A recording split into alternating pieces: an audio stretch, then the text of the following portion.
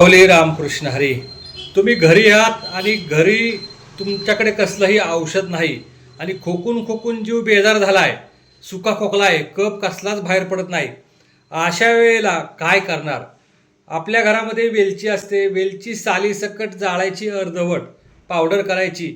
2 चिमटी पावडर तूप साखरेतून जो तुम्ही चाटताय, चाटल्या क्षणी तुमचा सुका खोकला थांबून जातो.